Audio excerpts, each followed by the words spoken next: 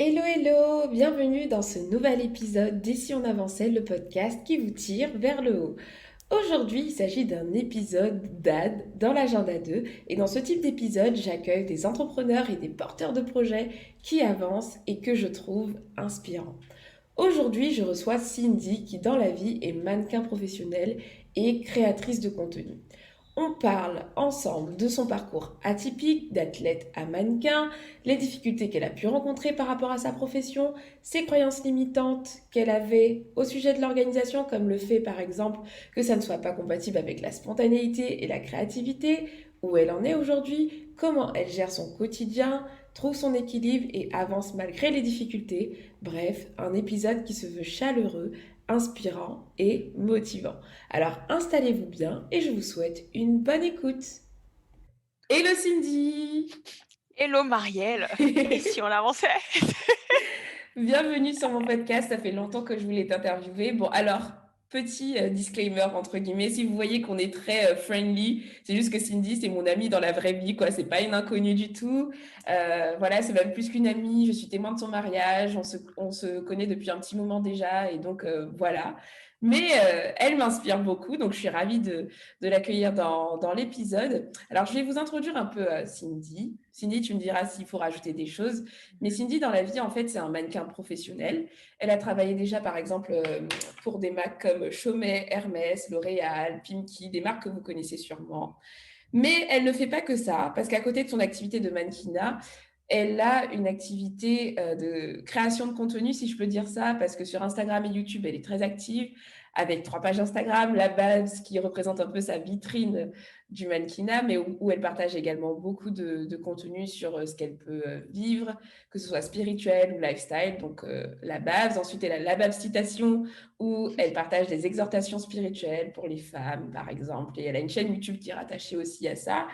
Et tout récemment, elle a lancé également Image Unique, sa chaîne YouTube, où là, ce sont des conseils, du partage autour de la beauté, la mode, le bien-être corporel et le voyage, entre autres. Donc, ça fait quand même pas mal de choses. Donc, je ne pouvais pas réduire juste en disant qu'elle est juste mannequin. Tu fais beaucoup plus de choses que ça. Mmh. Est-ce que j'ai tout dit? Oui, oui, oui, Oui, c'est parce ça. Là, que... non, non, non, là, tu as tout dit pour cette saison, donc c'est parfait parce que je voulais parler de l'AICA aussi, Ah l'association, oui, c'est mais vrai. pour l'instant, on est en stand-by. Mais C'est sinon, vrai, mais vas-y, je te laisse toucher un mot sur Aïka quand même, parce que c'est mmh, important. C'est vrai que là, je suis restée sur ce qui était en cours. oui, mais tu as raison, en fait. Non, Aïka, c'est parce que comme tu as dit que j'avais 3 pages Instagram, donc j'étais Ah en oui, train du coup, c'est Aïka justement qui mais pour l'instant, on est en pause, mais en gros, c'est une association qui a pour but justement de promouvoir la diversité dans le milieu artistique et c'est parti vraiment de mon expérience, donc dans le mannequinat. Bon, là, on est un peu en reconstruction, donc je vais pas m'avancer, plus que ça, mais ça rejoint un peu tout ce que je fais, donc ça touche vraiment à l'image, et puis il y a aussi un peu une partie spirituelle. Donc voilà. ok, ok. Donc oui, Aïka, que j'avais oublié. Donc Cindy, elle chôme pas, elle fait pas mal de choses. Donc vous allez voir que c'est assez intéressant. C'est pour ça aussi que j'avais à cœur de t'inviter parce que je pense que, je sais pas si tu t'es déjà identifié comme ça, mais souvent les personnes qui touchent un peu à beaucoup de choses, qui sont très actifs, on dit qu'ils sont un peu multipotentiels. J'irai peut-être pas jusque-là, mais c'est vrai que tu vois, tu es quelqu'un qui est multipassionné, entre guillemets. On revient toujours à la même chose, l'image quand même, tu vois, ça revient très Bien souvent, sûr, ouais. c'est ton fardeau, mais on voit bien que tu fais plusieurs activités et je sais que beaucoup de personnes qui ont beaucoup de passion, des fois ils se retrouvent un peu paralysés par tout ça et parfois ils ne font rien ou alors ils sont pas compris par les autres. Donc ce Mmh. sera intéressant de parler de comment tu gères tout ça au quotidien. Mais on va commencer par parler de ton parcours puisque franchement, se lancer dans le métier de mannequin, c'est pas quelque chose que tout le monde fait, tu Mmh. vois. Et donc, toi, j'ai pas parlé de tes origines, mais tu es ivoirienne, donc tu as un contexte aussi qui n'est pas propice à ça, tu vois. Enfin, tu vois ce que je veux dire? Franco-ivoirienne, mais c'est vrai que j'ai énormément la culture ivoirienne en moi, vu que je suis née et j'ai grandi là-bas, mais bon, j'aurai Voilà. l'occasion d'en parler. T'es né, t'as grandi là-bas, donc j'imagine que tu vois, même de manière culturelle, c'est pas quelque chose auquel on pense Mmh. directement. Donc j'ai hâte de pouvoir aborder tous ces sujets avec toi. Et ma première question pour toi, c'est déjà, bah, dis-nous depuis quand tu fais cette activité? de mannequin, donc depuis avril 2015 quand même. Après, il faut savoir que le mannequinat, c'est bon, c'est un peu finalement comme les gens qui entreprennent ou tout métier. C'est pas les 2 premières années, c'est assez, c'est un peu mort. On va dire, tu testes, tu investis en toi, mais vraiment, vraiment, on peut dire que j'ai commencé à travailler plus régulièrement. C'était quand je suis partie à l'étranger, donc en 2017 et après aux États-Unis. Après, bon, il y a eu des hauts et des bas, mais je peux dire vraiment que ça a commencé surtout en 2017. Donc voilà. Mais sinon, professionnellement, quand même, en agence depuis avril 2015. D'accord, donc ça commence à faire un petit moment là, tu Mmh. commences à être une ancienne. C'est ça, hein, grave. Mais c'est vrai, c'est bien que tu précises que le début en fait de cette aventure, c'était un peu Mmh. timide, parce que peut-être que des personnes croient que juste tu vas te lancer et puis d'un coup tout va se faire. Donc on pourra revenir dessus. Mais avant d'être mannequin, je sais que tu as fait des études et que à la base, tu n'étais pas partie du tout sur ça. Donc est-ce que tu peux nous dire, bah, tu vois, au niveau de ton parcours scolaire, qu'est-ce que tu as fait après le lycée et comment tu as transitionné finalement après sur le mannequinat? Donc après, déjà, j'ai un bac professionnel vente, vente commerce. Seulement que j'aimais en vrai, j'aimais pas forcément, mais aujourd'hui, avec du recul, je réalise que par rapport à tout ce que je fais, ça m'a quand même aidé parce que tu apprends à te vendre en vrai et même dans le mannequinat, faut se vendre. On aura l'occasion d'en parler, mais les gens pensent que c'est que le physique, comme tu dis, mais non, il y a toute une approche à avoir.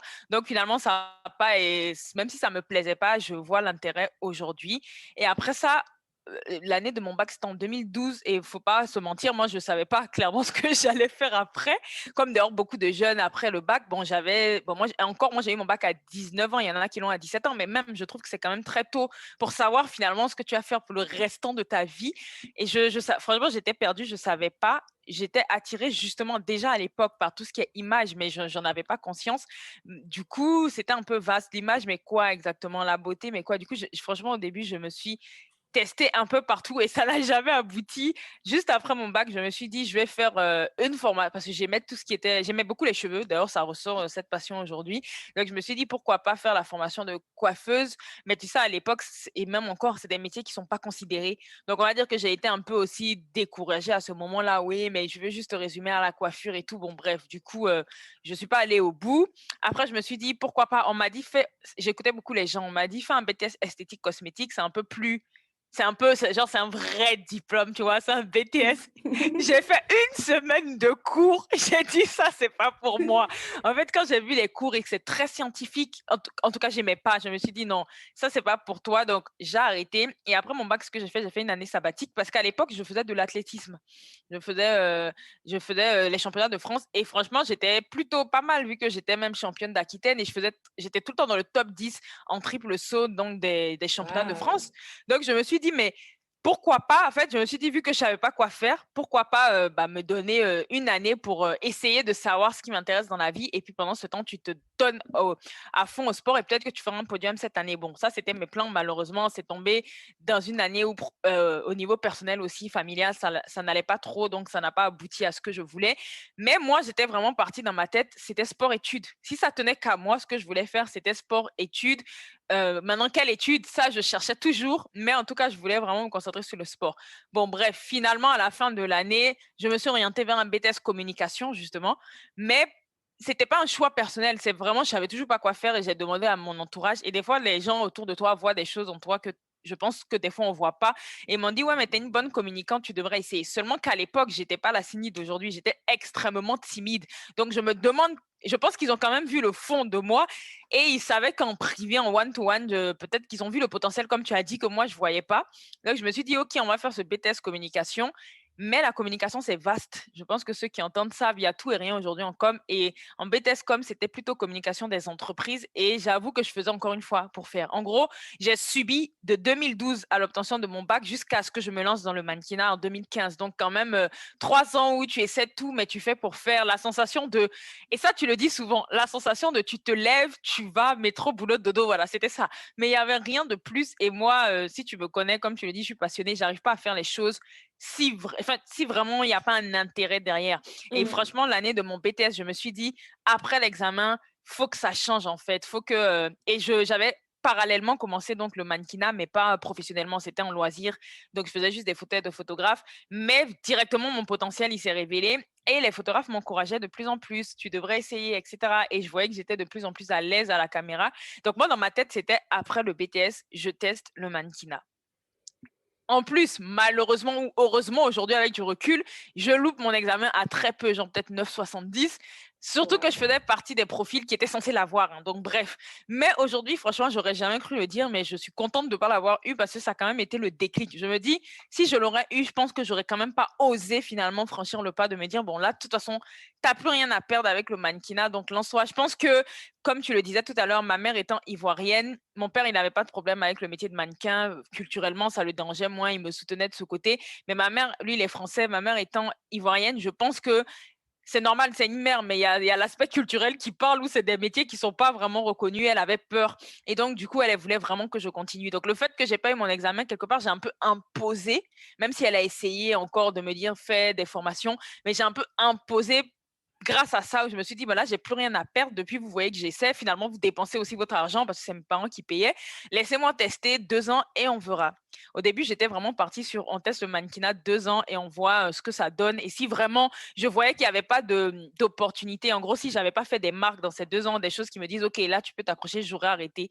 Mais Mmh. même si ça a été difficile les 2 premières années, comme je te dis, il y avait quand même, bah, Hermès, j'ai fait dès les 2 premières années. Donc, quand tu as des références comme ça, tu te dis, bon, si je me donne le courage de persévérer, si je continue, ça peut aboutir à quelque chose, si c'est prometteur D'ac comme ça. Donc, d'accord. voilà. Donc 3 grandes années, de flou Mm, finalement en termes d'études et c'est bien d'en parler parce qu'il y a tellement de personnes qui sont perdues, comme tu l'as dit. Après le bac, moi je me rappelle encore que pendant que je faisais mes études, je pensais devenir médecin alors que ça n'a rien à voir avec, ce que j'ai envie de faire. Mais c'est compliqué, on te demande de choisir une orientation alors que tu te connais à peine, mm, que qu'on te pousse même pas finalement à te demander qu'est-ce que tu veux vraiment, quelles sont tes compétences, quels sont tes dons et tes talents. Et puis là, on te demande de choisir directement un parcours dès l'avant-bac, puisque dès l'avant-bac, tu dois choisir si tu dois mm. faire scientifique, littéraire ou pas, alors qu'en vrai, tu n'en sais rien. Et donc, c'est compliqué, c'est quelque chose que beaucoup de personnes vivent, mais heureusement, je sais qu'à chaque fois, il y a beaucoup de personnes que j'interviewe qui finalement finissent par trouver ce qu'ils doivent faire, finissent par trouver leur place. Et du coup, ce qui est beau, c'est que c'est pas la fatalité. Même si tu es perdu Mhm. peut-être dans ton parcours là aujourd'hui, ce n'est pas fatal. C'est possible de rebondir, quel que soit, voilà. Parce que moi, je me suis retrouvée à faire des études de laboratoire. Et finalement, j'ai fait tout autre chose après. J'ai fait de la gestion de projet, du management. Donc, c'est possible de rebondir. Juste pour encourager quelqu'un qui est peut-être dans cette phase. C'est Et possible, ouais. oui, Juste, c'est possible de rebondir et même finalement d'être où je pensais que j'allais finir dans le sport, j'ai même arrêté. C'est-à-dire qu'on évolue même, on change avec les expériences de vie et finalement, je me suis réorientée complètement dans la beauté et même plus dans le sport, même si ça me sert aussi aujourd'hui, même dans mon métier. Donc, en vrai, même, on fait rien pour rien. Parce que toutes ces expériences-là de flou, bah, finalement, elles me servent quelque part aujourd'hui dans ce que je fais. Donc, ça n'a même pas été vraiment perdu. ouais, non, c'est bien. Je pense que ça va encourager quelqu'un aujourd'hui. Et du coup, ces débuts d'être... Parce que franchement, mannequin, moi, je me mets dans une position, c'est un métier qui demande... Déjà, tu es jugé, entre guillemets, c'est pas du jugement, mais ton outil de travail, c'est ton corps, c'est ta personne, c'est ton visage. Et pour moi, ça inclut beaucoup de challenges. Enfin, tu vois, c'est pas n'importe quel métier, que ce soit mentalement, physiquement, etc. Donc, ma question pour toi, c'est quelles ont été tes plus grandes difficultés au début, tes plus grands challenges en fait, tu peux nous parler peut-être de ces 2 premières années où tu t'es dit que tu vas tester, quelles ont été tes difficultés? Mm. Bah, il faut savoir que même avant les 2 premières années, déjà, avant qu'officiellement je trouve l'agence en avril 2015, il faut savoir que je cherchais depuis 1 an et demi. J'avais oublié de préciser parce que j'ai commencé en 2014, janvier 2014, avec beaucoup d'encouragement. C'était des personnes qui m'encourageaient. Mais j'ai été directement confrontée justement au diktat de beauté. Donc c'était simple, hein. J'arrivais en agence, c'était vous êtes très jolie. Alors il y avait soit vous êtes très jolie, mais on a déjà une métisse. J'étais en mode, mais ok. Et donc, parce que finalement, je suis pas elle, tu vois. Donc, malheureusement, c'est triste à dire, mais même si les choses changent, parce que comme tu dis, je suis un peu une ancienne et je vois que entre quand j'ai commencé et aujourd'hui, il y a un peu plus de diversité, même si c'est encore stéréotypé. Mais à mon époque, quand j'ai commencé, on me disait ça et c'est quand même difficile parce qu'on touche à ta personne. Surtout que moi, quand ils me disaient ça, je me disais, mais c'est pas parce que vous avez une métisse ou autre que je suis comme elle, on est unique. Ou alors, c'était, on a atteint notre quota de femmes noires. Donc là, Waouh! c'est même dur parce que je me dis, mais ils n'ont pas de quota pour les caucasiens et j'ai pas de problème avec les caucasiens. Mon père est caucasien, j'ai un côté caucasien, mais c'est une réalité que j'expose. Et pourquoi pour nous, il y en aurait? Et aussi pour moi, quand tu me disais que on a atteint ce quota de femmes noires, ça me parlait pas dans le sens où je suis les deux, en fait. Je suis blanche et noire, je suis métisse. Donc pour moi, ça me parlait encore moins. Je me dis, mais je suis même pas noire, c'est vous. Malheureusement, des fois, ils font pas la différence et on met toutes les femmes non caucasiennes, non blanches dans le même panier. Donc déjà, il y avait cette réalité. Et bon, peut-être sur le coup, on a l'impression que ça blesse pas, mais en vrai, ça blesse quand même parce qu'on vient toucher à ta personne et puis même à tes origines et te dire, mais peut-être que tu remets en cause ta beauté, je pense, sans t'en rendre compte. Tu te dis, mais je corresponds pas à ce qu'on appelle une jolie fille. Et forcément, ça ajuste le mental. Mais pour moi, où ça a été le plus difficile au-delà de tout ça, ça a été les mensurations. Mmh. Parce qu'on me disait, ça, je pense que toutes les femmes non blanches le vivent, etc. Mais à un moment, j'ai envie de dire, on fait même plus attention et on avance, on essaie d'évoluer quand même. Mais quand, par exemple, moi, c'était vraiment, vraiment ma grosse difficulté, les mensurations, où on me disait, t'es très jolie, t'as un très beau visage, il n'y a rien à dire, mais par contre, trop de hanches, trop de cuisses, trop de muscles, parce que déjà, de base, comme j'ai dit, je faisais de l'athlétisme, et puis j'ai aussi un physique assez naturellement tonique, athlétique, et à l'époque, avec l'athlétisme, bah, j'avais quand même les muscles dessinés, et pour eux, c'était ce qui, en plus, en général, les gens apprécient, hein, et la plupart des personnes dans le commun, ils vont te dire, mais c'est bien, mais dans le milieu, je découvre que c'est problématique, et qui me disent que non, c'est pas assez féminin. Et ça, par contre, ça m'a quand même touchée, je pense, parce que ils m'ont directement ils ont essayé de me mettre au régime, mais là, franchement, j'ai eu la force mentale pour pas accepter tout. Et je pense que c'est ce que je dis aux femmes, c'est ne soyez pas prêtes à tout. Je me rappelle que ma toute première agence, donc eux qui étaient intéressés par moi, ils m'ont vu, ils m'ont dit très beau profil et tout, mais malheureusement, tu as trop de forme. Reviens nous voir dans un mois. Et quand moi, ils me disent, reviens nous voir dans un mois, en fait, pour moi, un mois, je vais pas perdre 10 kilos. Enfin, un mois, c'est rien, on est d'accord. Je veux dire, si humainement, tu fais attention, tu perds pas 10 kilos. Et je leur ai dit, ils m'ont dit, travaille ton corps et reviens nous voir dans un mois. Ok, d'accord, travaille ton corps, reviens nous voir dans un mois. Donc, ne vous attendez pas à ce que j'ai perdu 20 kilos. Et là, je précise bien que si c'est à refaire, j'avais accepté à cette période de perdre. Pourquoi? Parce que j'avais pris du poids. Si c'était mon poids de base, je n'aurais pas pris, mais je sais qu'à cette période, j'avais vraiment exagéré dans la nourriture, donc j'avais dû prendre 5 kilos. Donc du coup, j'ai accepté et je me suis dit, je vais juste revenir à mon vrai poids et je reviens dans un mois. Ce que j'ai fait, et ce qui même est énorme, parce que toutes les personnes à qui j'en ai parlé m'ont dit, mais tu as quand même perdu 6 kilos en un mois, c'est déjà énorme. Après, moi, je perds facilement et c'était pas ma forme. Donc, je suis juste revenue, j'ai arrêté le sucre et tout ce que je mangeais qui était pas bon. Et je reviens un mois après et ils ont été quand même capables de me dire, ils ont vu la différence, mais ils m'ont quand même dit que c'est pas encore suffisant pour eux. Et ils n'ont pas donné suite. Et même moi, j'étais pas prête à aller au-delà de cette limite parce que je me disais, mais là, après, c'est me perdre moi, c'est être une personne que je ne suis pas parce que c'est morphologique. Et Mmh. cette expérience m'a particulièrement fait très, très mal parce qu'en fait, clairement, ils ont manqué de respect. Ils ont même pas considéré, je suis revenue, ils osaient même pas me dire et ils m'ont vraiment envoyé balader, quoi. Et ça fait mal Waouh! parce que moi, j'ai vraiment eu, tu espères, tu te dis, bon, vas-y, fais ta part et tu verras. Après ça, j'ai recontinué encore et c'était tout le temps la même chose. Une autre agence m'a fait signer et eux, alors eux, ils ont été malins, ils m'ont fait signer et une fois signé, ils m'ont dit qu'il faut perdre. C'était déjà signé. Et là, je me suis dit, mais je leur ai dit que j'avais déjà perdu. Donc, à part faire attention de continuer à manger équilibré et j'avais arrêté l'athlétisme. Donc, je savais que j'allais peut-être m'affiner. Mais quand je revenais, parce qu'il y avait vraiment, en fait, ce que les gens ne savent pas, c'est que des fois, il y a la pression où j'avais un bilan chaque mois. Donc, quand je revenais un mois après, ils examinaient le moindre centimètre et je me rappelle qu'ils me comparaient à des mannequins hyper connus. Oui, regarde, tu peux être la future elle. Et non, c'est pas vrai. Souvent, c'est de la manipulation parce que tu vas pas être elle, tu es toi. Mais je pense que j'ai vite eu le discernement parce que ils l'ont fait 2 fois et après j'ai arrêté en fait d'être dans ce jeu-là. J'ai plus donné suite à l'agence, ils me faisaient pas travailler. Donc le contrat en vrai dans le mannequinat en plus malheureusement, on n'a pas de protection, on n'a pas de loi. Donc finalement, tu peux même aller dans une autre agence s'ils te font pas travailler, on va rien te dire. Du coup, j'ai arrêté avec eux et c'est vrai qu'à un moment, j'ai eu un découragement comme tout le monde, peut-être pendant 6 mois, je cherchais plus. Puis après, c'est encore revenu, continue, essaie. Donc je me suis dit pourquoi pas et c'est là où j'ai trouvé ma première agence mais vraiment le fruit du hasard. C'est un casting une fois, j'avais jamais des castings et ce jour-là, le casting de l'année, j'y vais et elle me parle de cette agence. J'envoie mes photos, ils me disent de venir, ils me prennent. Par contre, ils me font voir aussi une nutritionniste. Donc, tu vois, ce qui était de la folie, hein, parce que vraiment, j'avais rien pour aller, enfin, j'avais pas le profil, ce qu'on peut s'attendre à, tu as besoin de cours de nutrition. Et la nutritionniste me fait le test IRM, petite anecdote, et elle se rend compte que j'ai pas de graisse. C'est ça qui est drôle, que tout est dans la moyenne, même, enfin, genre limite, j'ai plus de muscles que de graisse, et malgré tout, elle arrive à me dire, du coup, je pense que le peu de graisse que tu as, il est stocké dans tes hanches. Parce que c'est ça ton problème, c'est que tu as trop de hanches. Et c'est là où c'est très, très grave parce que bah, quand elle a dit ça, bien sûr, je ne l'ai pas cru parce que je lui ai dit non, c'est pas ça, c'est morphologique, c'est que ma forme fait que j'ai comme ça, c'est du muscle. Donc, c'est pas une question de graisse. Mais ça, c'est des choses, c'est les premières difficultés, et même jusqu'à aujourd'hui, mais ça va mieux que on rencontre dans l'industrie, c'est qu'ils ont vraiment une vision du corps. Je pense qu'ils sont hors de la réalité et qu'ils le font vraiment pas exprès parce qu'elle était tellement sérieuse quand elle me disait ça que je me suis dit, mais je peux même pas le prendre personnellement parce que tu sens qu'elle est sur une autre planète. Ouais. Mais c'est vrai que c'est pas Ce sont facile. d'autres standards. C'est ça. Des standards irréalistes. Ça, clairement, il faut le dire, c'est irréaliste parfois. Et toi, tu as quand même persévéré malgré tous ces freins. Bon, tu nous as quand même dit que tu avais 6 mois de découragement. Mm.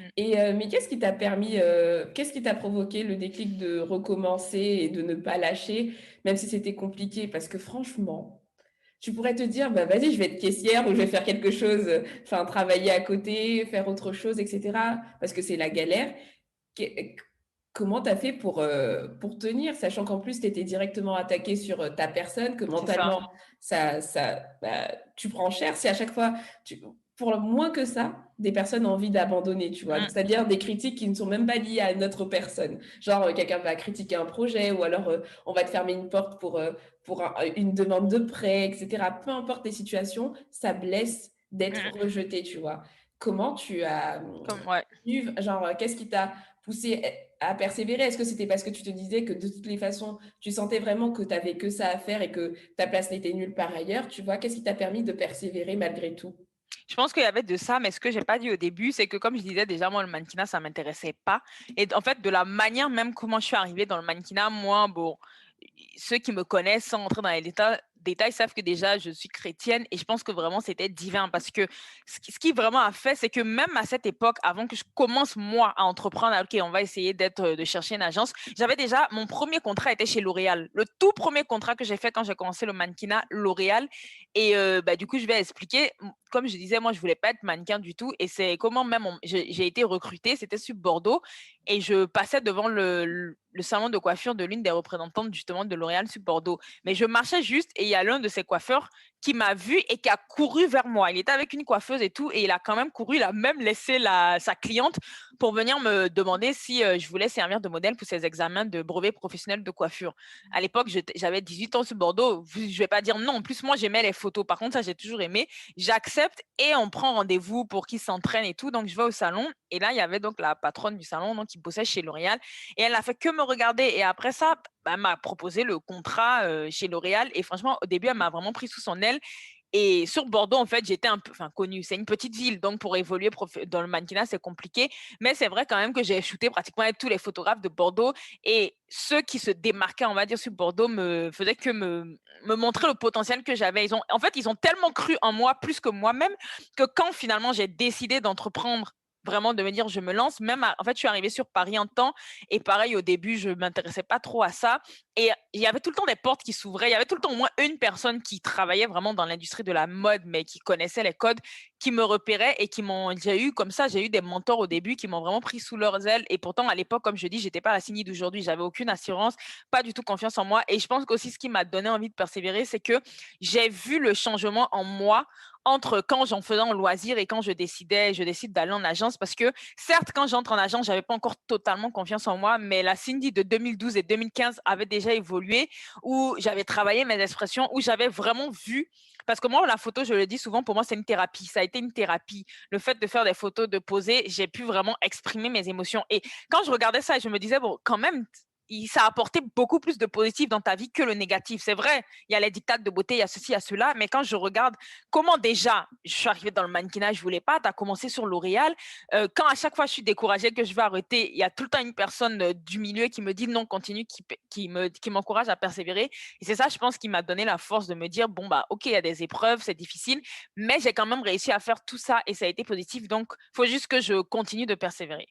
OK, donc finalement, des fois, on se rend compte que la force de continuer ne vient pas forcément de nous et parfois elle vient des circonstances et des C'est ça. personnes en fait qui sont sur notre chemin et qui nous motivent à persévérer. Non, mais c'est beau, c'est une très belle histoire. Et du coup, j'espère que ça encouragera, avant qu'on commence à parler d'organisation, mais en tout cas sur ton parcours, que ça encouragera peut-être quelqu'un qui veut faire, je sais pas moi, des études un peu atypiques, même si j'aime pas le terme atypique parce que ça signifierait qu'il y ait des trucs typiques et que c'est différent, tu vois, mais en gros, quelque chose qui est quand même différent pour ce qu'on peut voir, parce qu'aujourd'hui, la plupart des parcours, c'est tu fais des lettres, du management, enfin, ça, ce sont des parcours typiques, mais dès qu'on commence à toucher à l'art, au mannequinat, des trucs un peu plus différents, ça commence à un peu être stigmatisé.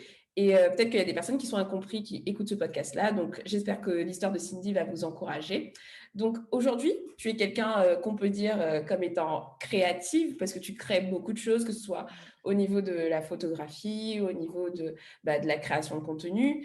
Et j'aimerais parler de ton rapport à l'organisation, parce que souvent, les personnes comme toi, et puis on va être transparent, j'ai accompagné Cindy dans son organisation, donc je sais un peu comment elle fonctionne, mais c'est pour vous partager aujourd'hui aussi son évolution, son parcours.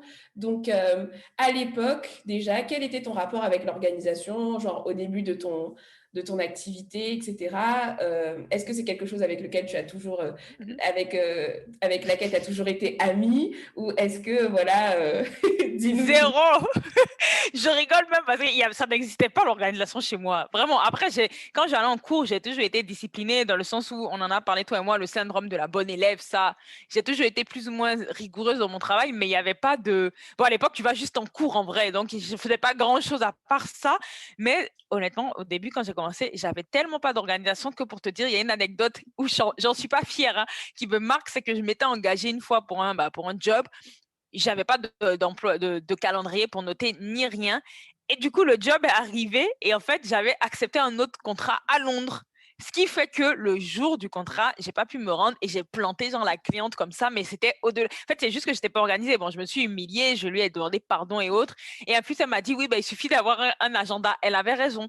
Mais c'est là où pour te dire, il y avait pas du tout d'organisation. Mais après, je pense que pour mon cas, ce qui a déclenché l'organisation, c'est que tu me diras si tu es d'accord, mais à un moment, tu commences à avoir des projets et là, tu es obligé de chercher à t'organiser. Et il faut savoir que quand même j'ai commencé le mannequinat, même si je savais qu'il y avait quelque chose à faire, ça j'avais une foi et je savais que ça allait aboutir sur plein d'autres choses, mais j'avais pas encore une vision claire. Et donc du coup, sans vision, bah tu péris clairement. Et Mhm. j'avais pas, c'est pour ça que j'étais pas organisée en vrai, c'est que j'avais pas encore, je comprenais pas encore, je savais qu'il y avait quelque chose à faire, mais j'avais pas encore compris quoi. Et je pense que c'est quand bah, justement j'ai créé mon association, déjà ça commençait à changer, j'étais obligée un peu de m'organiser, mais c'est surtout après avec toi que j'ai appris à vraiment m'organiser. Ouais, je comprends complètement ce que tu dis et c'est pour ça aussi que je critique pas les personnes qui, par exemple, voient mal l'organisation ou alors qui ne comprennent pas le besoin de s'organiser parce que souvent, ces personnes-là, je pense que justement, ils n'ont pas forcément besoin de mettre l'organisation au service de quelque chose. C'est des personnes qui ont leur travail, où ça va, enfin, le quotidien peut rouler, ils peuvent manger et ça suffit. Mais à partir du moment où tu commences à avoir une vision, tu commences à avoir des projets, tu commences à travailler avec des personnes, tu es obligé à un moment de Les structurer. responsabilités, etc. Ouais. Voilà, c'est ça en fait. Et tout ce besoin-là commence à, enfin, toutes ces choses-là commencent à se présenter à toi. Et du coup, l'organisation devient inévitable. Donc, je comprends bien le processus. Donc, est-ce que tu penses, c'est une question que je vais te poser parce que comme tu es partie de cette catégorie de personnes qui sont très créatives, qui sont très dans la spontanéité, parce que par exemple, dans beaucoup Très de tes spontané. projets, faut être spontané. Est-ce que aujourd'hui, tu peux dire que c'est quelque chose de compatible avec l'organisation et quelles étaient tes croyances limitantes avant ça, tu vois. Genre, parle-nous de ton évolution, ton changement aussi de pensée par rapport à ça.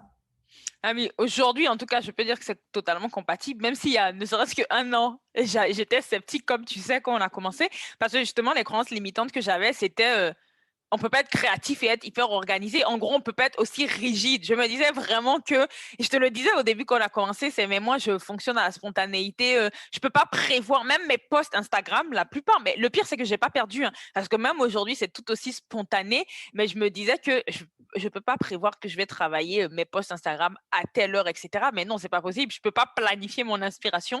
Et c'était vraiment une croyance limitante parce que je me suis rendu compte que bah, quand tu planifiais, tu donnes rendez-vous même à ta tâche et donc à ton inspiration aussi.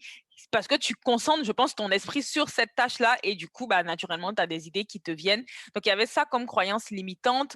Après, également, bon, c'est pas vraiment une croyance limitante, mais je pense que bon, je sais pas si c'est propre qu'aux personnes créatives ou qui, comme tu as dit un peu au début, entre guillemets, multipotentielles, c'est que j'avais trop d'idées en tête. Je voulais être sur tous les fronts. Une fois que j'ai commencé vraiment à comprendre le but de la vision du mannequinat et tout ce qui pouvait en découler, et puis aussi, bon, il y a le mannequinat, mais il y a aussi d'autres causes qui me tiennent à cœur, mais je voulais tout faire en même temps et c'était pas possible. C'était pas possible parce que pour le coup, je m'éparpillais et du coup, j'étais pas productive tout simplement. Donc, c'était vraiment ma difficulté, c'était comment aller à l'essentiel en fonction de la saison, parce que ça, je le dis souvent, dans laquelle je suis. Je pense que vraiment, il y a un temps pour tout dans la vie et que ce qu'on fait dans cette saison ou pendant quelques années, c'est pas ce que tu vas faire dans 3 ans ou dans 4 ans. Et moi, je voulais tout faire en même temps parce que je me disais que si j'ai la vision, si j'ai le tableau là et je vois qu'il y a ça, ok, tout doit absolument se faire là. Alors que des fois, non. Des fois, c'est tu as la vision, mais tu vas commencer à faire ça dans 3 ans. Et c'est là où moi, j'étais limitée. Et c'est toi qui quand j'ai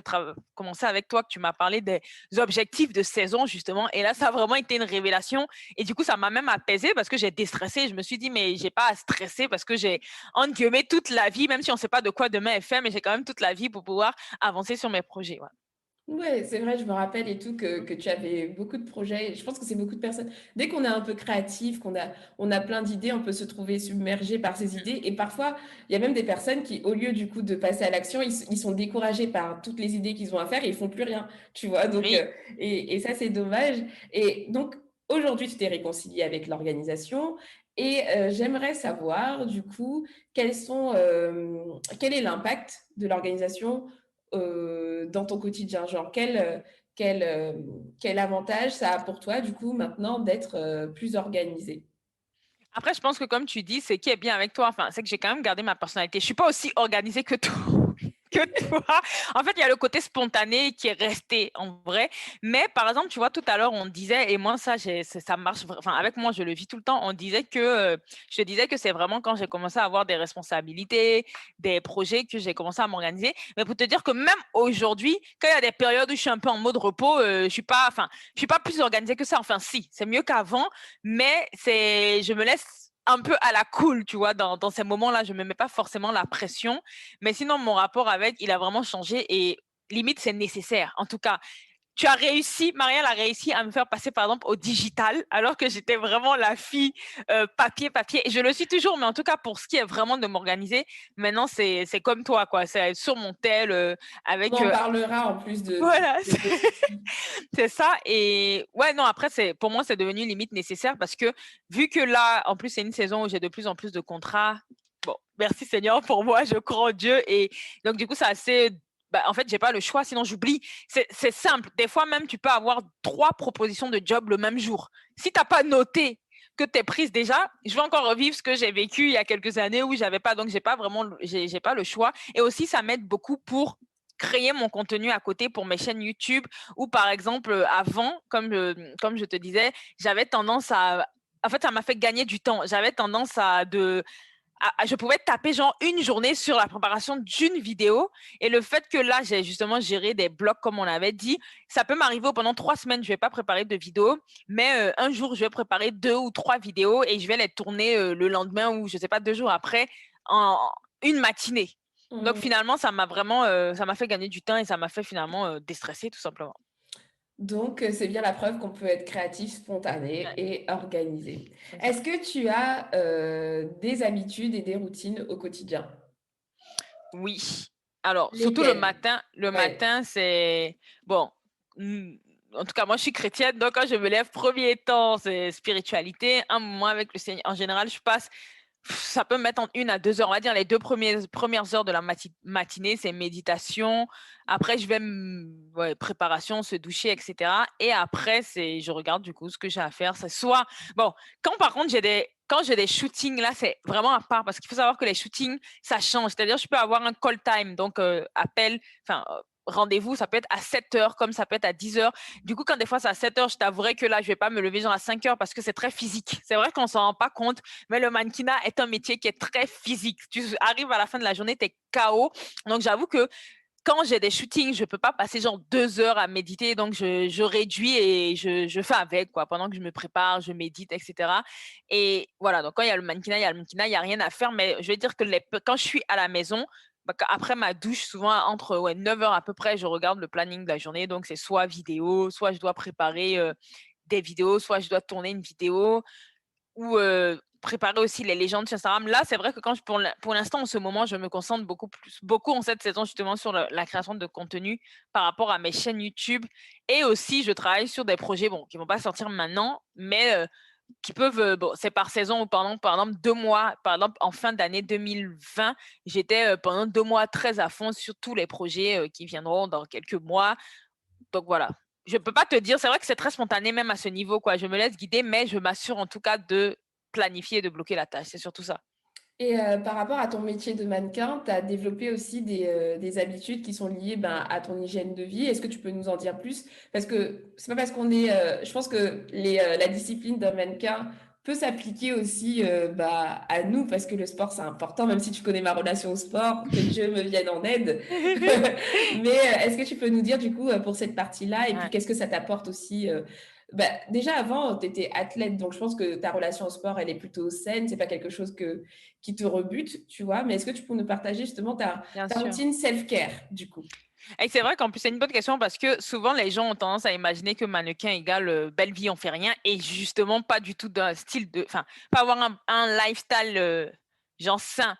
Alors que c'est archi méga important, ne serait-ce que pour même ton évolution de carrière. Parce qu'il y a des mannequins, effectivement, qui se laissent aller, mais malheureusement, sur le long terme, elles vont pas perdurer. Alors que si, dès le début, tu mets, un peu comme tout, hein, tu perdures, mais comme tu as dit, bah, déjà, c'est vrai que sport, bon, après, comme je disais au début, moi, je suis quelqu'un de passionné et aussi, je pense trop dans les objectifs, dans le sens où même le sport, j'ai eu une période où ça me saoulait parce que moi, je suis quelqu'un, je me donne vraiment quand il y a un objectif derrière, tu vois, genre. Et quand je faisais de l'athlétisme, moi, je faisais pas pour m'amuser, c'était, je veux faire les podiums. Du coup, je me tuais, quoi, entre guillemets, je me donnais au maximum. Mais quand j'ai arrêté, je vais pas te mentir qu'il y a eu une période où le sport, c'était plus, j'en faisais, mais je me reposais sur mes acquis, je suis tonique déjà, etc. Mais là, aujourd'hui, je me suis obligée, et ça va, j'ai quand même des bonnes bases, mais j'essaie, et honnêtement, c'est pas énorme, mais j'essaie en 2 à 3 fois par semaine. Et souvent, ce que les gens oublient, c'est que c'est même suffisant pour. Ça dépend de ton objectif. Et c'est là où j'ai envie de dire, faut te connaître et savoir ce que tu veux. Moi, mon objectif, c'est pas tant de maigrir, parce que j'ai pas envie de maigrir, c'est juste pour me maintenir. Donc, vu que c'est que pour maintenir 2 à 3 fois par semaine, c'est largement suffisant pour moi, où je vais faire soit du cardio essentiellement, justement parce que vu qu'on me reproche d'avoir un peu trop d'être un peu trop tonique, bah, j'essaie justement d'affiner tout simplement, mais sans me transformer. Donc, c'est très naturel. Et aussi, j'essaie de faire des fois de tout ce qui est renforcement 2 à 3 fois par semaine, j'alterne. Après, je mange aussi, enfin, j'essaie, je dis pas que j'ai en fait, je connais, ça encore, j'apprends, mais j'essaie quand même de Moi, manger je, je, je, équilibré. je vais détruire l'image de la mannequin. Cindy, elle mange comme jamais. Au restaurant, quand je vais au restaurant avec elle, j'ai pas l'impression d'être avec un mannequin du tout, hein. Mais après, c'est bien que tu le dises. Après, c'est justement, les gens pensent trop que les mannequins, on mange pas. En tout cas, moi, je suis pas ce genre de mannequin. Mais par contre, quand je vais au restaurant, oui. En fait, pour moi, je vais au restaurant, c'est pour me faire plaisir. Donc, je vais pas manger les choses que je mange à la maison. Mais sinon, quand je suis à la maison, c'est vrai que j'essaie quand même de manger équilibré. La semaine, par exemple, ce que je fais, mon habitude, c'est qu'avec mon mari, on essaie de légumes, quoi. Le pauvre, du coup, il est obligé de s'adapter à mon alimentation parce que lui, il est pas trop légumes. Mais bon, en même temps, on n'a pas trop le temps de faire plein de plats. Mais la semaine, c'est plutôt légumes. Et le week-end, par contre, j'essaie vraiment de me faire plaisir, mais tout en étant équilibré. Ça, déjà, en fait, déjà pour ma santé, au-delà du mannequinat, deux, pour le mannequinat et aussi pour ma peau, parce que vu que c'est un métier où on est très sur les apparences, j'ai eu, et comme tu le sais, j'ai eu une période où j'ai vécu beaucoup d'acné. Et c'est là, en fait, que j'ai appris la discipline. Vraiment, je peux dire que c'est vraiment là, parce que même le sport que j'avais arrêté, bah, c'était en mode, là, il faut que tu reprennes pour libérer les toxines, il faut que tu apprennes à manger plus équilibré. Et je me force à boire beaucoup d'eau. Alors, je buvais pas du tout. S'il y a aussi une habitude, c'est que je peux boire maintenant minimum 2 litres par jour. Et des fois même 3 litres d'eau par jour. Et ça, sur le physique, bah, déjà sur la santé, mais même sur la peau et les cheveux, qui pour moi est pour le coup très important, je vois vraiment la différence. Donc, ouais, c'est des petits tips comme ça. Et aussi dormir. Alors, avant, moi, je dormais tard. Je pense que, mais vraiment tard, je dormais pas minimum. Genre, si j'avais dormi tôt, c'était minuit. Mais sinon, minuit 30, 1 heure, jusqu'à 2 heures. Et maintenant, limite, à 23 heures, j'ai sommeil. Mais j'ai vu la différence mais dans tout, en fait. Déjà, t'es plus productif. Si on revient dans la productivité, le matin, c'est plus facile.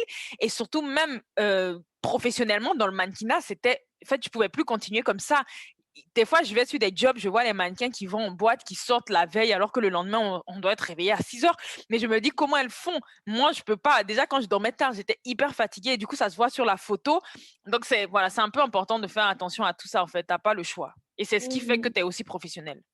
Ok, donc Voilà. moi pour moi vraiment ces conseils-là, enfin tout ce qui est lié au self-care, ça fait partie, je pense que à chacun à sa portée, mais ce sont des trucs qu'on peut appliquer également bah, dans n'importe quel métier, puisque même si on n'est pas payé pour notre apparence, notre énergie, Mm, etc., quand on entreprend, quand on porte des projets, on est notre outil, tu vois. Et mm, moi, c'est un déclic que je commence à avoir, c'est que souvent on parle d'outils d'organisation, mais notre premier outil d'organisation, c'est nous-mêmes. c'est C'est notre ça. énergie, c'est notre santé, etc. Donc, tout ce que tu viens de partager, ça s'applique également bah, pour notre vie, enfin, la vie de tout le monde, quoi. Prendre soin de soi, essayer d'avoir des activités physiques. Moi, je sais que depuis que je suis entrepreneur, c'est la catastrophe parce que la sédentarité, voilà, parce que moi, c'est de l'entrepreneuriat en ligne, donc juste avec mon ordinateur.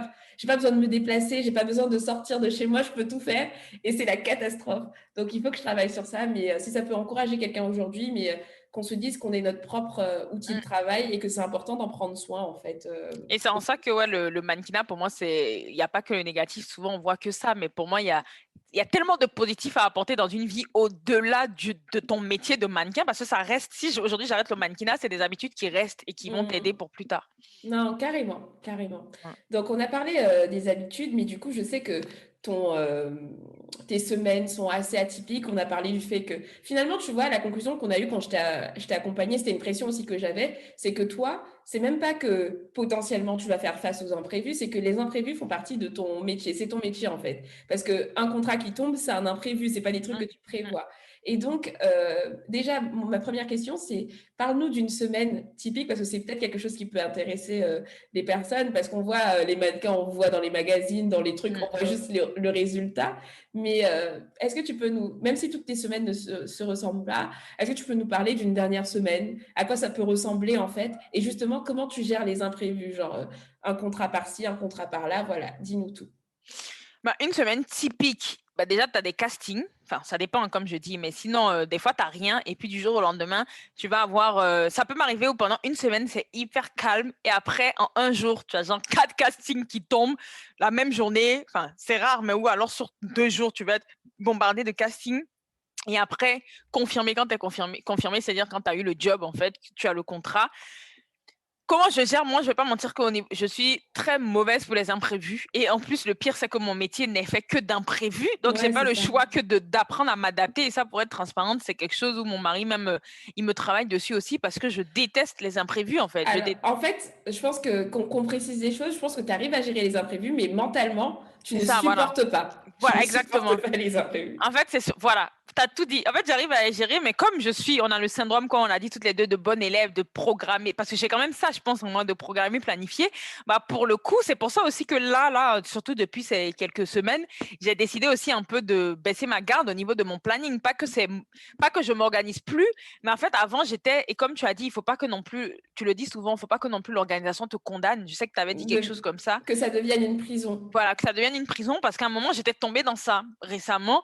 Et ce qui fait que j'étais frustrée quand j'avais prévu que je dois faire mes vidéos là et qu'il y avait un job qui tombait. Alors, au point où j'en oubliais que, bon, ton premier métier, ce qui te donne à manger, c'est pas tes vidéos pour l'instant parce que je gagne pas dessus. Ça reste ton métier. Donc, en fait, il faut que tu priorises finalement le mannequinat. Et c'est pour ça que d'ailleurs, maintenant, comme je t'ai dit, j'ai vraiment lâché prise. J'organise mes journées, mais en sorte que ça peut changer du jour au lendemain. Par exemple, là, c'est simple. J'ai bossé lundi. On est quel jour là aujourd'hui? Mercredi.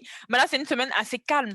Mais la semaine prochaine, pour te dire, ça va être une semaine chargée. Mais là, je le savais en avance où toute la semaine, je suis bookée pour une marque. Donc là, je sais que, tu vois, je pourrais rien faire. Donc, il faut que j'anticipe certains. Mais là encore, c'est un cas où je savais déjà depuis 3 mois que j'étais bookée, ce qui est très rare. Donc, quand des fois, on te book au dernier moment où tu es confirmé pour des jobs, à part juste se gérer mentalement, comme on avait dit, je pense qu'il n'y a pas d'autre secret que de gérer dans le mental, en fait, de se dire, de toute manière, c'est arrivé, je n'y peux rien, je ne peux pas changer, et faire avec. Donc, quitte à prendre, vraiment, moi, comme je dis, j'essaie de prendre de l'avance quand j'ai des jours comme ça, là où j'ai rien, et Et il y a des fois où même quand il y a des jours où tu n'as rien, il y a pas forcément, ça peut arriver aussi de ne pas avoir trop d'inspiration, mais là, j'ai décidé d'accepter. Surtout que comme là, on arrive, là où on enregistre, on est en juin. Moi, j'essaie, enfin, je sais pas toi, mais je sais que par moment, quand j'ai vraiment produit beaucoup de contenu et tout, j'ai besoin de faire stop pour me recharger, pour me dire, OK, je reviens. Et là, en ce moment, c'est un peu dans ça que je suis, tu vois. C'est, j'ai du contenu qui est créé depuis, qui est en avance, c'est ça que je mets, mais j'ai pas encore créé de nouveaux contenus. Je crée un peu parce que j'ai besoin de me recharger pour revenir.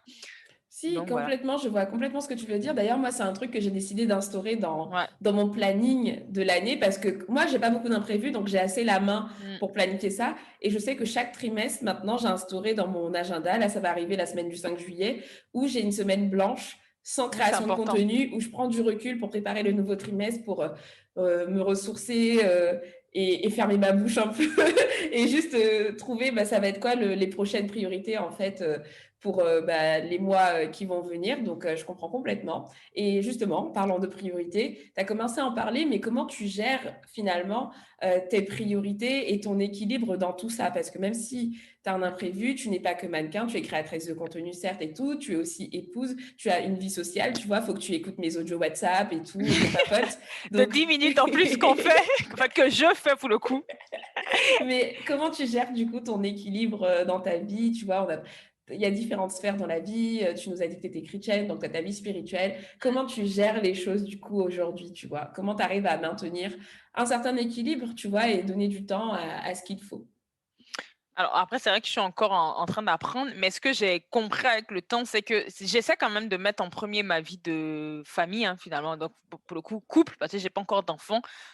Au numéro un, parce que moi, personnellement, c'est ce qui m'aide. Bon, je sais pas pour les autres, mais moi, je sais que tout ce qui est la famille, c'est ce qui m'aide aussi et me maintient au quotidien, même de pouvoir me donner. Je suis très famille. En tout cas, ceux qui me connaissent personnellement savent que je suis très, très, très famille et que j'ai besoin quand même que ce soit assez stable à ce niveau et que je puisse passer assez de temps avec les personnes finalement que j'aime, donc en l'occurrence mon mari, mais aussi même mes amis pour que je sois rechargée pour la suite. Du coup, c'est vrai que pour moi, ça reste quand même une priorité et je pense que c'est pour ça aussi que j'ai du mal à gérer les imprévus. C'est parce que je me dis, mais je vais pas réussir à passer du temps avec mon mari, je vais pas réussir à voir mes amis. On en Mmh. avait parlé, toi et moi et tout. Mais ouais, parce que c'est vraiment très important. Donc, j'essaie en numéro un. Bon, pour moi qui suis chrétienne, Dieu, c'est vraiment ma foi m'aide à ce niveau, sans mentir. Ça m'aide vraiment à relativiser parce que je suis un profil très, très stressé aussi de base. Franchement, sans ma foi, où je pense que je serais. On en avait parlé, toi et moi, mais je suis vraiment. C'est triste à dire, mais je sais que je suis le profil qui peut vivre des burn-out en fait. C'est-à-dire que Mmh. c'est très borderline. Donc, comme je sais que j'ai ça parce que je me mets beaucoup de pression, bah, j'ai pas d'autre choix que de m'accrocher justement pour le coup à ma foi et aussi à mon mari qui m'aide à relativiser et qui m'aide vraiment à me dire c'est bon, tu as été assez productif, là tu peux ralentir, là tu peux passer du temps. Donc, mais ça, c'est pour te dire, c'est même en mai là, 2021 que j'ai eu le gros déclic parce que comme l'année 2021 a commencé pour moi avec c'est une nouvelle saison et tant mieux, je suis contente, mais avec plein de nouvelles opportunités que j'avais pas. J'ai commencé à collaborer aussi sur Instagram avec des marques. Avant, je faisais pas ça et tout. Du coup, j'arrivais pas à gérer ça, le mannequinat, la famille, le mariage, parce que je viens de me marier. Donc, il y a aussi un temps d'adaptation. Et franchement, c'était dans la bataille dans mes pensées. C'était vraiment le Mmh. champ de bataille, le stress dans mes pensées. Mais au point où à minuit, j'allais dormir, je t'avais dit, mais je pensais à demain, je dois signer tel contrat. Mais en fait, je me mettais une pression pour rien parce que comme si c'était une montagne, alors qu'il suffisait juste d'ouvrir le mail et de signer en 2 minutes, c'était fini. Et là, je me suis dit, Cindy, là, il faut que tu arrêtes, sinon ça va pas aller. Et c'est depuis mai, là, je te promets que là, je me dis, OK, on va y aller étape par étape. Avec, tu pries, tu écoutes Franklin, tu essaies de passer du temps, tu écoutes Marielle aussi. D'ailleurs, on avait pris un rendez-vous ensemble. Et voilà, je pense que c'est ce qui me maintient, c'est vraiment ma foi et puis les personnes autour de moi que j'aime du coup et qui Mmh. m'aident. Quoi. Alors, en résumé, le rendez-vous qu'on a eu ensemble, c'est Cindy qui vient me dire, je suis organisée, mais j'ai peur, j'ai peur. En fait, elle me fait un gros SOS, ouais, ça va pas du tout. Quand on fait le point, je me rends compte que elle a gardé toutes les bases qu'on avait vues ensemble, qu'elle est quand même bien cadrée, mais c'est juste que les imprévus bousculent un peu son quotidien et qu'elle avait vraiment la pression de bien Mm. faire. Et tout notre entretien, ça a été l'objet de te dédramatiser en fait la Ouais. situation et te faire te rendre compte que tu faisais bien et que en fait il y avait pas de drame en fait. C'est exactement ça. Mais c'est ce qui est bien aussi dans l'organisation, en fait. Et ça, je trouve que enfin, je connais pas les autres coachs, mais je trouve que c'est très bien que tu aies instauré ça où vraiment, même ça, tu te dédramatises pour dire c'est bon, il n'y a pas de souci. Non, Donc mais voilà. Je me rappelle Et très, très d'ailleurs, bien. depuis, vraiment, j'ai dédramatisé. Mais vraiment, et pour le coup, j'ai quand même avancé, quoi. Au point où Mmh. là, je sens que j'ai quand même besoin d'une pause, mais c'est vraiment équilibré. C'est pas juste, je sens que j'ai besoin, mais juste pour être rechargée, pour mieux rebondir à la rentrée, etc. et tout. Non, C'est c'est pas. top. Je Ouais. suis très fière de toi et comme tu as commencé à parler, finalement, ce que tu as, ce qui est compliqué pour toi à gérer, c'est la charge mentale, en fait. C'est Mm. tout ce que tu Oui, as c'est ça. dit et qu'est-ce que tu fais au quotidien? Je sais que tu aimes beaucoup écrire, mais qu'est-ce que tu fais, voilà, pour gérer cette charge mentale et voilà, qu'est-ce que tu mets en place pour dédramatiser justement par rapport à tout ce qu'on s'est dit, qu'est-ce qui t'aide à gérer cette charge mentale-là? Donc, je sais qu'il y a la planification, mais en termes d'écriture, est-ce que tu as tendance à écrire beaucoup ce qui te passe par la tête? Voilà. Oui, effectivement, c'est vrai que j'ai écrit beaucoup. Bah, déjà, pour le coup, j'utilise beaucoup Trello. Mmh. Comme je t'avais dit, après, j'ai vraiment réparti mon Trello en fonction des idées, mais je mets automatiquement parce que j'ai trop d'idées dans la tête. Bah, tu m'avais dit la même chose que tu avais un endroit où tu notais. Donc, j'essaie vraiment de noter toutes les idées de vidéos ou de X qui me viennent parce que des fois, ça me vient vraiment à n'importe quel moment. On est en train de discuter, on va parler d'un point A, ça peut faire, je pense que tu sais de quoi je parle. Ça peut Mmh. être l'idée d'une vidéo. Et avant, par exemple, j'avais tendance à rester sur l'idée et commencer déjà, point 1, je vais mettre ça. Maintenant, non, je note juste et puis je me dis au moment voulu, quand je vais me poser sur la vidéo, et ça marche vraiment en fait. Je me dis, ok, j'ai noté l'idée, quand je vais me poser sur la vidéo, j'aurai tout le plan qui viendra et en tout cas pour l'instant, ça marche. C'est qu'à chaque fois que je le fais, effectivement. Après, comme j'ai dit, moi, je vais pas mentir, hein, je pense que j'ai pas vraiment de secret que ceux qui me savent, c'est que je pense qu'à ce niveau, vraiment, ma foi m'aide. Mais Vraiment, je prie en fait, parce que sinon, je prie et j'essaie vraiment de dédramatiser, quoi. Et encore pour l'instant, avec Covid, j'ai pas encore commencé à voyager, mais je sais que là, dans les mois à venir, il y aura aussi les voyages. Du coup, je commence à me préparer aussi à ça parce que là, ça va être d'autres réalités encore. Et donc, je me dis peut-être que c'est une saison où justement, je dois juste accepter de faire de mon mieux et mmh. le reste, je dois lâcher prise. En fait, c'est ce que je me dis, voilà. Fais de ton C'est mieux sur ce que tu peux gérer et le reste, bah, tu peux pas gérer et voilà, quoi. c'est bien, Cindy. Parce que je sais qu'avant, tu étais pas capable de dire des phrases comme Non. ça et du coup, je suis contente que tu en sois arrivée là. Donc on commence à arriver à la fin et du coup, j'aurais une dernière question parce que justement, on en a un peu parlé, mais quel outil tu utilises au quotidien pour t'organiser, mais que ce soit, digital, papier, voilà, dis-nous. Faisons le point, en fait, sur tes outils d'organisation. J'utilise donc le digital et ouais, le digital, hein, finalement, Tu quoi en avec digital? j'ai Trello. Ah, Mmh. Trello, par contre, ça, depuis que tu m'en as parlé, c'est vraiment dans ma routine depuis plus d'un an maintenant. Ça Mmh. m'aide vraiment, comme j'ai dit, bah, déjà, en fait, j'ai toutes mes idées de vidéos et puis quand je mets la carte, je peux aussi cliquer pour avoir plus de détails. Donc ça m'aide vraiment. Il y a Trello. Après, ça, c'est depuis que je suis mariée. Encore suite à tes conseils, tu avais même fait un post sur Instagram pour comment s'organiser en couple, parce que ça aussi, ça peut être tension si, parce que mon mari est photographe et à côté, il travaille aussi les salariés. Donc voilà, il faut aussi composer les deux. Et du coup, nous, on utilise, je crois que c'est Google Agenda. Ouais, c'est Agenda. ça. Mmh. Et ça, franchement, au début, j'étais sceptique, tu le sais d'ailleurs, parce que moi et le digital, je me disais, mais non, il me faut mon carnet et tout.